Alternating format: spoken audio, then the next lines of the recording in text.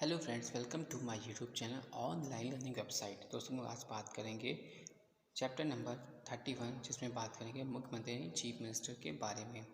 दोस्तों, संविधान द्वारा सरकार की संसदीय व्यवस्था में राज्यपाल राज्य का संवैधानिक प्रमुख होता है, जबकि मुख्यमंत्री वास्तविक। दूसरे शब्दों में, राज्यपाल राज्य का मुखिया होता है, जबकि मुख्यमंत्री सरकार का। इस तरह राज्य में मुख्यमंत्री की स्थिति उसी तरह से है जिस तरह से केंद्र में प्रधानमंत्री की। अब हम लोग बात करते हैं मुख्यमंत्री की नियुक्ति। संविधान में मुख्यमंत्री की नियुक्ति और उसके निर्वाचन के लिए कोई विशेष प्रक्रिया नहीं है। केवल अनुच्छेद 164 में कहा गया है कि मुख्यमंत्री की नियुक्ति राज्यपाल करेगा। इसका तात्पर्य यह नहीं है कि राज्यपाल किसी भी व्यक्ति को मुख्यमंत्री नियुक्त करने के लिए स्वतंत्र है। संसदीय व्यवस्था में राज्यपाल राज्य विधानसभा में बहुमत प्राप्त दल के नेता को ही मुख्यमंत्री नियुक्त करता है, लेकिन यदि किसी दल को स्पष्ट बहुमत प्राप्त न हो तो राज्यपाल मुख्यमंत्री की नियुक्ति में अपने विवेकाधिकार का इस्तेमाल कर सकता है। ऐसी परिस्थिति में राज्यपाल सबसे बड़े दल या दलों के समूह के नेता को मुख्यमंत्री नियुक्त करता है और 1 माह के भीतर सदन में विश्वास मत प्राप्त करने के लिए कहता है। राज्यपाल अपने व्यक्तिगत फैसले द्वारा मुख्यमंत्री की नियुक्ति तब कर सकता है जब कार्यकाल के दौरान उसकी मौत हो जाए और कोई उत्तराधिकारी तय न हो।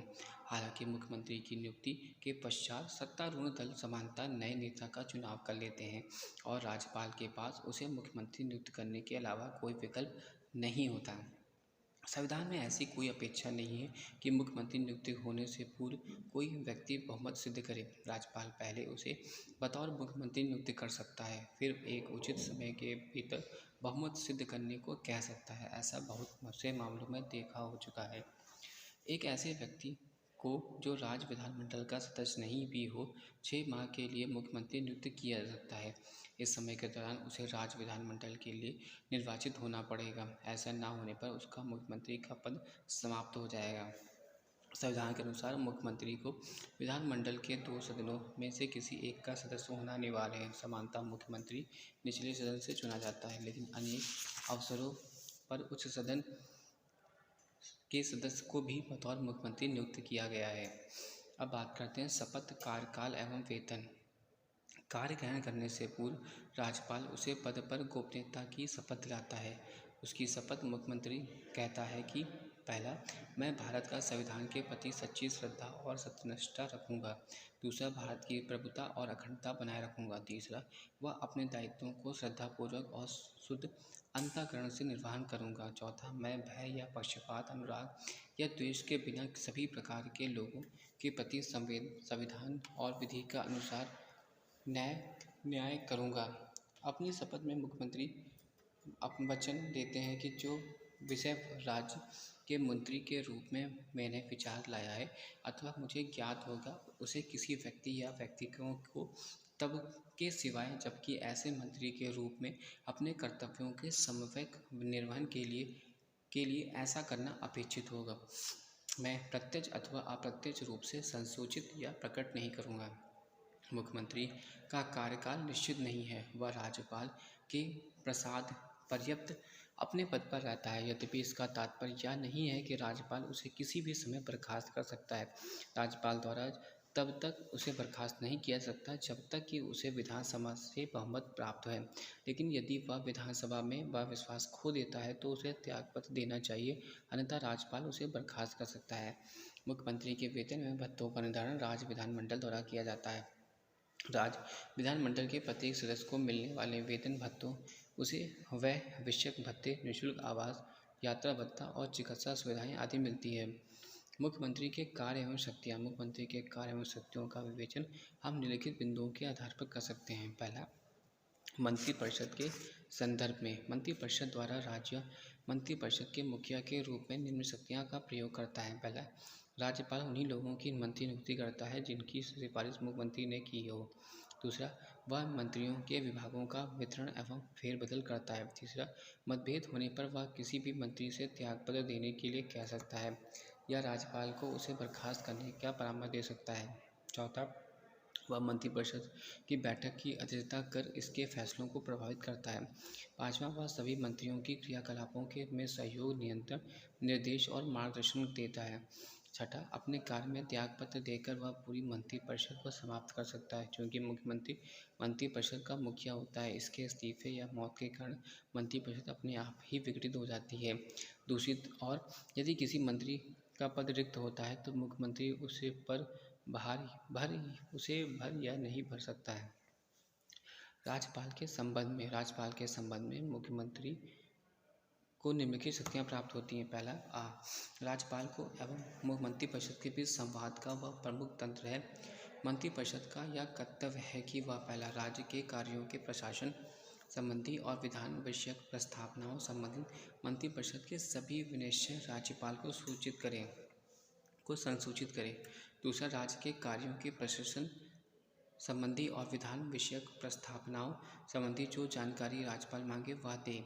और तीसरा, किसी विषय को जिस पर किसी मंत्री ने निश्चय कर दिया है किंतु मंत्रिपरिषद के विचार नहीं किया है, राज्यपाल द्वारा अपेक्षा किए जाने पर परिषद के समझ विचार के लिए रखें। वह महत्वपूर्ण अधिकारियों जैसे महाधिवक्ता, लोक सेवा आयोग के अध्यक्ष एवं सदस्यों और राज्य निर्वाचन आयोग आदि की नियुक्ति के संबंध में राज्यपाल को परामर्श देता है। राज्य विधानमंडल के संबंध में संसद के सदन के नेता के नाते मुख्यमंत्री को निम्नलिखित शक्तियाँ प्राप्त होती हैं। पहला, वह राज्यपाल को विधानसभा का सत्र बुलाने एवं उसे स्थगित करने के संबंध में सलाह देता है। वह राज्यपाल को किसी भी समय विधानसभा विघटित करने की सिफारिश कर सकता है। वह सभा पटल पर सरकारी नीतियों की घोषणा करता है। अन्य शक्तियाँ एवं कार्य, उपरोक्त शक्तियों एवं कार्यों के अलावा मुख्यमंत्री के निम्नलिखित कार्य भी हैं। पहला, वह राज्य योजना बोर्ड का अध्यक्ष होता है। वह संबंधित क्षेत्रीय परिषद के क्रमवार उपाध्यक्ष के रूप में कार्य करता है। एक समय में इसका कार्यकाल 1 वर्ष का होता है। वह अंतर्राज्यीय परिषद और राष्ट्रीय विकास परिषद का सदस्य होता है। इन दोनों परिषदों की अध्यक्षता प्रधानमंत्री द्वारा की जाती है। नेक्स्ट, वह राज्य सरकार का प्रमुख प्रवक्ता होता है। नेक्स्ट, आपातकाल के दौरान राजनीतिक स्तर पर वह मुख्य प्रबंधक होता है। राज्य का नेता होने के नाते वह जनता के विभिन्न वर्गों से मिलता है और उसकी समस्याओं को आदि के संबंध में ज्ञापन प्राप्त करता है। वह सेवाओं को राजनीतिक प्रमुख होता है। इस तरह से वह राज्य प्रशासन में बहुत महत्वपूर्ण एवं अहम भूमिका अदा करता है। हालांकि राज्यपाल का विवेकाधिकार राज्य प्रशासन के मुख्यमंत्री की कुछ शक्तियाँ, प्राधिकार, प्रमुख, प्रतिष्ठा, स्थिति आदि में कटौती कर सकता है। अब बात करेंगे राज्यपाल के संबंध में। संविधान में राज्यपाल एवं मुख्यमंत्री के बीच संबंधों से संबंधित निम्नलिखित उपबंध है। पहला, अनुच्छेद 163, जिन बातों में उस संविधान द्वारा या इसके अधीन राज्यपाल से यह अपेक्षित है कि वह अपने कर्तव्य या उनमें से किसी भी को अपने विवेकानुसार करे, उन्हें बातों को छोड़कर राज्यपाल को अपने कर्तव्यों का प्रयोग करने में सहायता और सलाह देने के लिए एक मंत्रिपरिषद होगी, जिसका प्रधान मुख्यमंत्री होगा। अनुच्छेद 164, मुख्यमंत्रियों की नियुक्ति राज्यपाल करेगा और अन्य मंत्रियों की नियुक्ति राज्यपाल मुख्यमंत्री की सलाह पर ही करेगा। मंत्री राज्यपाल के प्रसार पर्याप्त अपना पद धारण करेंगे। मंत्रिपरिषद की सामूहिक जिम्मेदारी राज्य विधानसभा के प्रति होगी। अनुच्छेद 167, मुख्यमंत्री का कर्तव्य है कि वह पहला का राज्य के कार्यों के प्रशासन संबंधी और विधान विषयक प्रस्तावनाओं संबंधी मंत्रिपरिषद के सभी विनिश्चय राज्यपाल को संसूचित करें। राज्य के कार्यों के प्रशासन संबंधी और विधान विषयक प्रस्तावनाओं संबंधित जो जानकारी राज्यपाल मांगे वह देगा। किसी विषय को जिस पर मंत्री के निश्चय कर दिया हो किंतु मंत्रिपरिषद के विचार नहीं है, राज्यपाल द्वारा अपेक्षा किए जाने पर परिषद के समझ विचार रखें। मुख्यमंत्री के संबंध अनुच्छेद पर एक नज़र। अनुच्छेद 163, मंत्रिपरिषद द्वारा राज्यपाल की सहायता एवं सलाह देना है। अनुच्छेद 164, मंत्रियों के संबंधित अन्य प्रावधान। अनुच्छेद 166, राज्य सरकार द्वारा कार्यवाही संचालन। अनुच्छेद 167, राज्यपाल को सूचना प्रदान करने संबंधित मुख्यमंत्री के दायित्व। Thanks for sharing.